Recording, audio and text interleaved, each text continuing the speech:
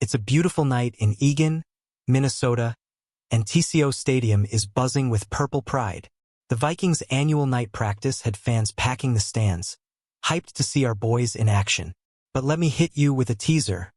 The defense was an absolute wrecking crew, putting J.J. McCarthy and the offense in a blender.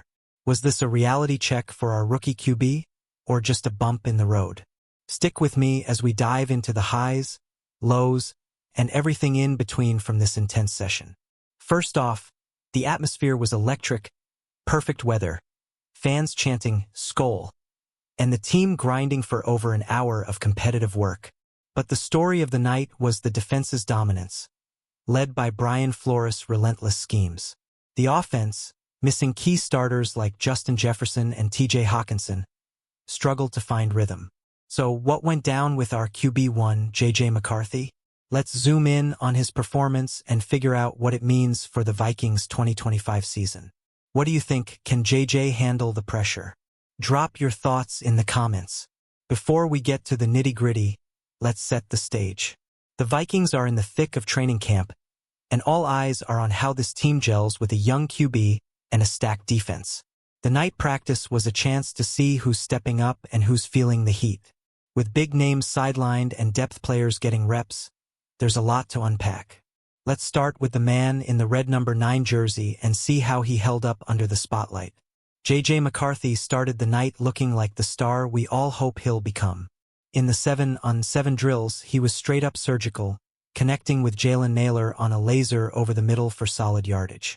He followed that up with a crisp throw to Jordan Addison on the sideline, showing off his ability to go through progressions like a vet.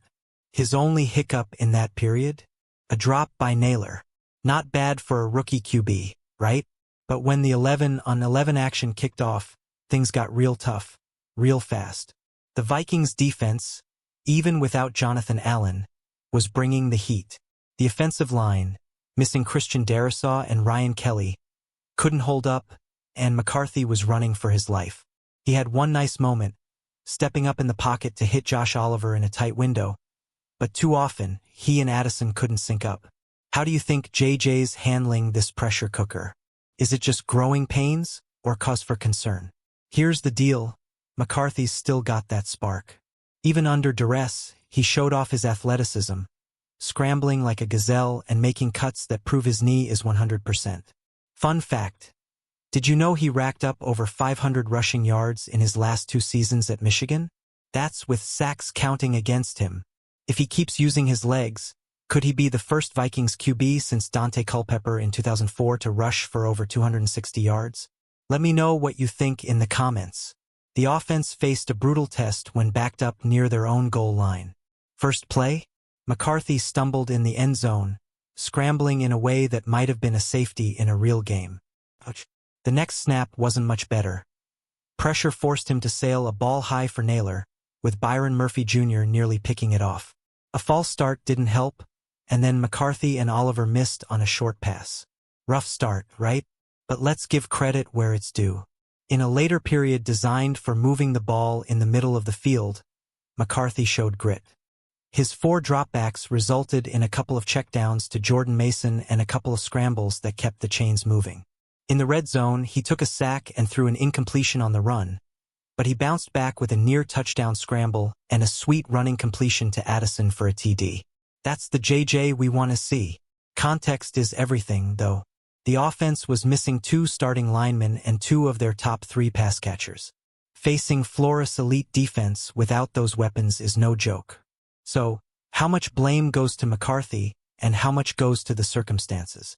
I'm curious. Hit the comments and tell me if you think JJ's struggles are a red flag or just part of the process. Let's talk about that defense because holy SKOL, they were relentless. Even without Jonathan Allen getting a vet rest day, the front line was a nightmare for the offense. Javon Hargrave was a beast, beating rookie guard Donovan Jackson on back-to-back reps in 1-on-1s. That's a tough welcome to the NFL for Jackson, but going up against a stud like Hargrave will only make him better. The depth players stepped up big time too. Jalen Redmond was a standout at defensive tackle, showing why he's making noise in camp. Rookie Tyrion Ingram Dawkins also caught my eye, bringing energy and disruption. With Brian Flores dialing up creative blitzes, this defense looks like it could be a top 10 unit in 2025. What do you think? Can this D carry us to the playoffs? Let's hear your predictions. One thing's clear. Flores' scheme is giving the offense fits. The pressure was constant, forcing every QB to scramble or check down. It's a great sign for our defense, but it also highlights the offensive line struggles without Darisaw and Kelly. How do you fix that O-line? Drop your thoughts below, because we need to protect JJ if we're going to make a run. Will Reichard, our kicker, had a rough start to camp, missing a couple of kicks from inside 40 yards on Saturday. But Monday night, he was money. Reichard drilled all 6 of his attempts, nailing kicks from 40, 33, 45, 46, 49, and 51 yards. That's the kind of bounce back we love to see. He's now 19 for 24 in camp, a big improvement from 13 for 18 before this practice. This was the first time in 4 camp sessions that Reichard didn't miss a kick. You could feel the confidence radiating from him, especially after capping a situational drill with Max Brosmer's third-team offense. A reliable kicker is huge for close games, so is Reichard locking down that role? What's your take? Can he be our clutch guy in 2025? Let's not forget the context here. Kicking in a night practice with a hyped-up crowd isn't the same as a game, but it's a great sign. Reichard's leg strength and accuracy are showing up, and if he keeps this up, he could be a weapon for us. SKOL fans, are you feeling good about our special teams? Hit the comments. The run game was a bright spot despite the offensive struggles. Aaron Jones and Jordan Mason were gashing the defense with some nice gains, especially Jones, who looked explosive. Kevin O'Connell's likely to lean hard on this RB tandem to take pressure off McCarthy, especially with the passing game struggling. Could this be the lowest passing percentage season of the O'Connell era? Jones was finding holes and hitting them with authority, while Mason showed he's more than just a backup. With the offensive line banged up, the run game's success is a great sign. This got me thinking, can our ground attack be the key to unlocking this offense? What do you think, Vikings fans? One thing to watch. If O'Connell dials up more runs, it could open up play action for McCarthy. That balance might be the secret sauce to getting this offense humming. Let's talk about it. How big a role should the run game play in our game plan? Drop your thoughts below. The backup QBs, Sam Howell and Brett Rippon, didn't exactly light it up. Both mixed in a couple of nice throws, but the constant pressure from the defense had them rattled. Howell and Rippon struggled to find consistency, and neither did much to quiet concerns about our QB depth. With McCarthy still developing, that's something to keep an eye on. There were 2 interceptions in practice, but neither was really on the QBs. Brosmer's good intermediate ball deflected off Dante Fleming's hands right to Mishael Powell. Later, Rippon's short pass to Xavier Scott bounced off the RB's hands for a Jay Ward pick. Tough breaks, but those are the kinds of plays that can't happen in games. What's your take on our QB2 situation? The Vikings' depth chart at QB is a question mark. Howell and Rippon need to step up, especially if McCarthy hits any rookie walls. SKOL Nation, who's your pick for the backup role? Let's get that conversation going in the comments. Injuries were a big storyline, with key starters like Justin Jefferson, TJ Hawkinson, Christian Darisaw, Ryan Kelly, and Josh Metellus sidelined. Jefferson's mild hamstring strain has him out for now, but he's expected to be reevaluated next week. Hawkinson's dealing with a groin issue and was limping after Saturday's practice, though he says he'll be fine. That's a lot of firepower missing. The absences opened the door for depth players to shine. Michael Juergens got reps at center, Jay Ward stepped up at safety, and Jalen Redmond was a force at defensive tackle. These guys are making cases for roster spots, but can they hold up when the real games start? What do you think about our depth? With so many starters out, it's no wonder the offense struggled.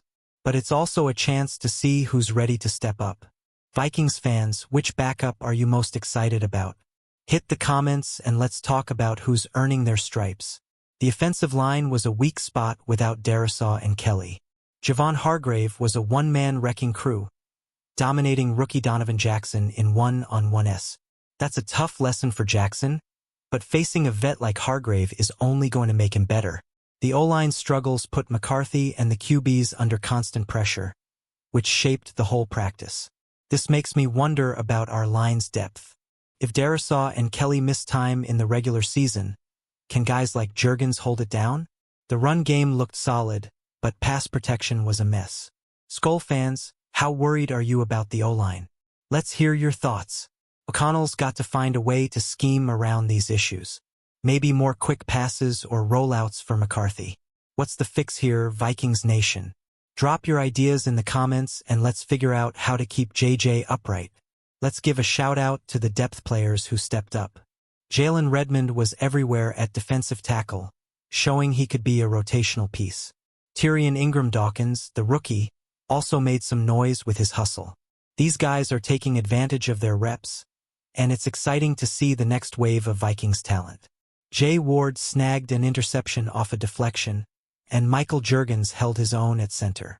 With starters like Harrison Smith getting rest days, the young guys are getting valuable experience. Who's your favorite under-the-radar Viking right now? Let me know in the comments. This depth is going to be crucial when injuries hit during the season.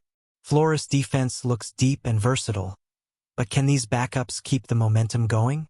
SKOL Nation, let's talk about who's ready to make an impact. The red zone period was a mixed bag for McCarthy. He took a sack and threw an incompletion on the run, which isn't ideal. But he closed strong with a near touchdown scramble and that TD pass to Addison. Those plays show his ability to make something out of nothing, which is huge for a young QB.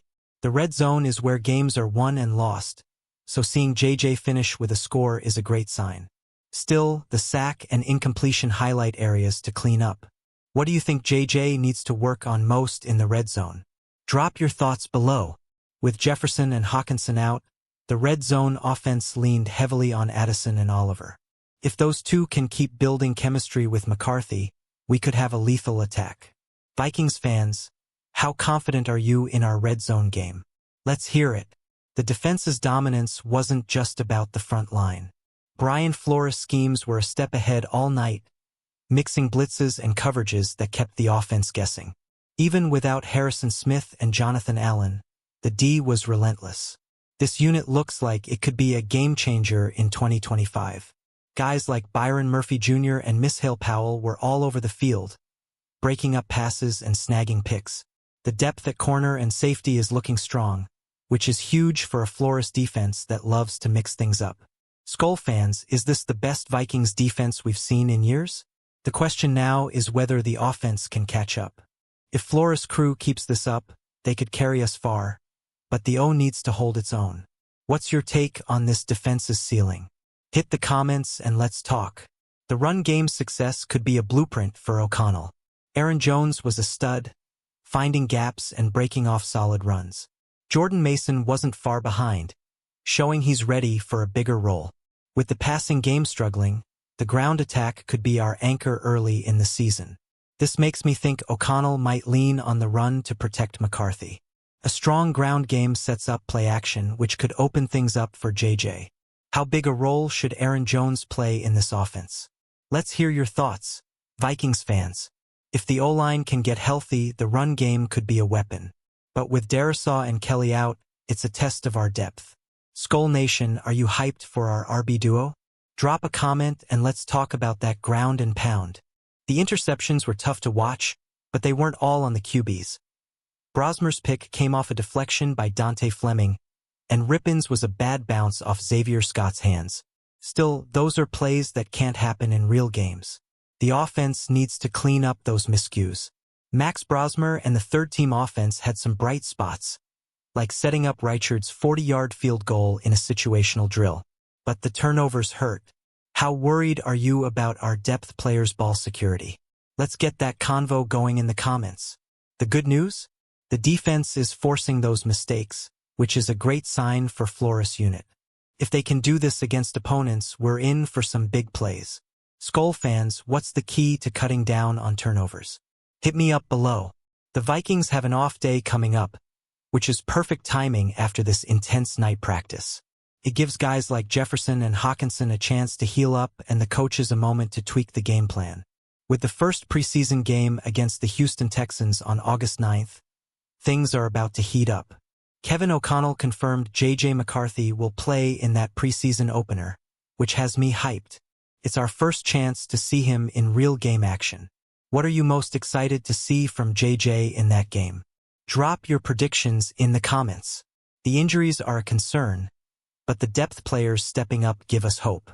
With a week to go until the preseason kicks off, what's the one thing you want the Vikings to focus on? Let's hear it. SKOL Nation. Alright, Vikings fans, we've covered the good, the bad, and the ugly from this wild night practice. The defense is looking like a juggernaut. JJ McCarthy's got some growing pains but tons of potential, and Will Reichard's leg is coming through clutch. With the preseason right around the corner, the SKOL vibes are stronger than ever. What's your biggest takeaway from this practice? Are you hyped for JJ's debut, worried about the O-line, or just loving this defense? Drop all your thoughts in the comments. I read every single one, and I want to hear from you. Let's keep this Vikings community buzzing. If you love this breakdown, smash that like button, hit subscribe, and share this video with every Vikings fan you know. Let's spread the purple pride far and wide. SKOL Vikings, and I'll catch you in the next one.